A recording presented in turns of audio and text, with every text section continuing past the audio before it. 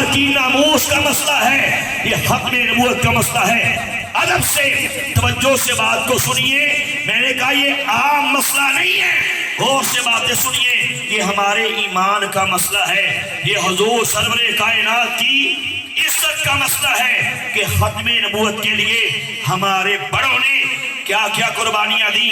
حضرت سیدنا حبیب بن زید انصاری، توجہ دے کر، سیدنا حبیب بن زید انصاری رضی اللہ تعالیٰ عنہ، آپ میرے نبی کے وہ پیارے صحابی ہیں جنہیں پہلا شہید ختم نبوت کہا جاتا ہے۔ انہیں مسلمہ کذاب جس نے دعوی نبوت کیا تھا، اس بدبخت نے میرے نبی کے پیارے صحابی کو گرفتار کر لیا۔ پوچھا حبیب بن زید انصاری یہ تو بتا کہ محمد کے بارے میں تو کیا کہتا ہے؟ فرمایا میرے آقا ہیں، میرے مولا ہیں، میرے نبی ہیں اور خاتم النبیین ہیں۔ کہا نہیں، نعوذ باللہ، میں مسلمہ کذاب، میں بھی تو اللہ کا نبی ہوں نا، مجھے بھی نبی مان لے۔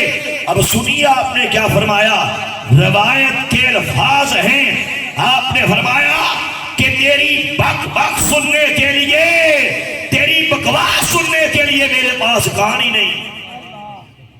ان سے کہنا چاہتا ہوں کہ جن کے بارے میں پتہ لگتا ہے کہ جناب لڑکی مل گئی، قادیانیت کو قبول کر لیا، پیسہ مل گیا، ویزا مل گیا، نوکری مل گئی، چھوکری مل گئی، جائیداد مل گئی، قادیانیت کے بیک فارم کو فل کر دیا، اس میں لکھ کے دے دیا کہ نعوذ باللہ محمد کا زمانہ چلا گیا، محمد کا ٹائم چلا گیا، اب نعوذ باللہ استغفر اللہ مرزا قادیانی اللہ کا نبی ہے۔ یہ ہمارے معاشرے کے اندر کتنے ایسے لعنتی ہیں جنہوں نے نوکری کے لیے، جنہوں نے پیسے کے لیے، جائیداد کے لیے قادیانیت کے زہر کو پی لیا۔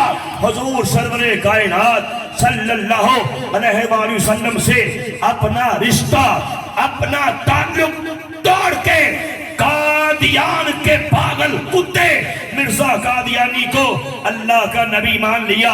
بالخصوص ان سے کہنا چاہتا ہوں کہ ختم نبوت کے لیے میرے نبی کے پیارے صحابی کا جذبہ تو دیکھو۔ مسلمہ کذاب نے کہا اچھا مجھے نبی ماننے سے انکار کرتا ہے، میں دیکھتا ہوں تو مجھے نبی کیسے نہیں مانتا۔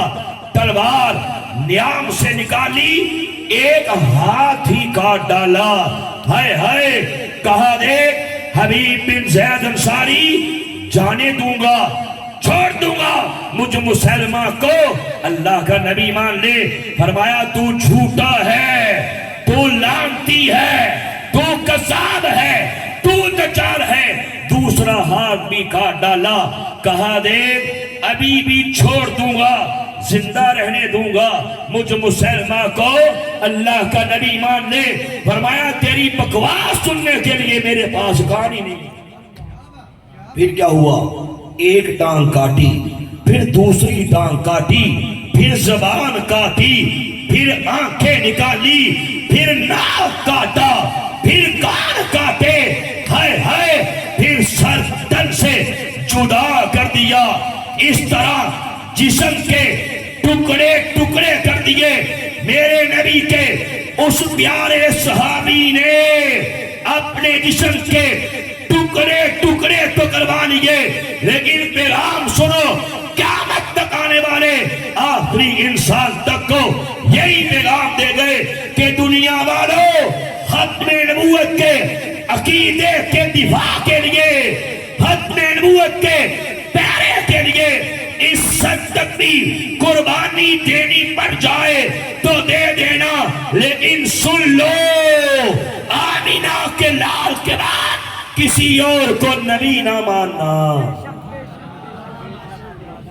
یہ پیغام دے دیا، لیکن افسوس ہوتا ہے کہ قادیانیت کی لعنت آج ہمارے پاکستان کے اندر، پوری دنیا کے اندر موجود ہے۔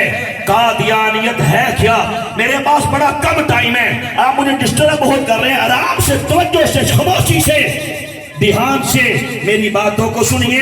میں نے کہا میں عام قسم کی باتیں نہیں کر رہا، علماء بیٹھے ہیں، پوچھو، یہ اسلام کی بنیاد ہے، کیونکہ عقیدہ ختم نبوت میں حملہ، علماء فرماتے ہیں در حقیقت سارے کے سارے دین پہ حملہ ہے۔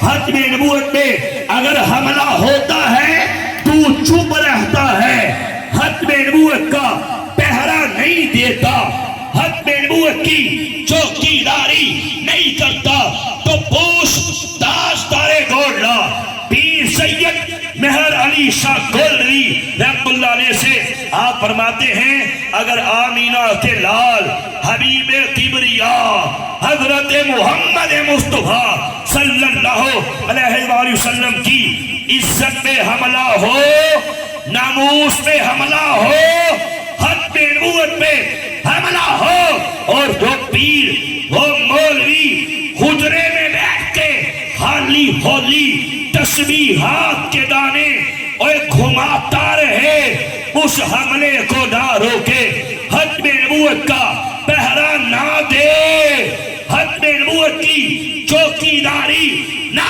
کرے، آپ فرماتے ہیں لعنت ہے، لعنت ہے، لعنت ہے، ایسی پیری پہ لعنت ہے، ایسی مریدی پہ۔ تاجدار ختم نبوت، تاجدار ختم نبوت، دونوں ہاتھ بلند کر کے تاجدار ختم نبوت، تاجدار ختم نبوت، تاجدار ختم نبوت۔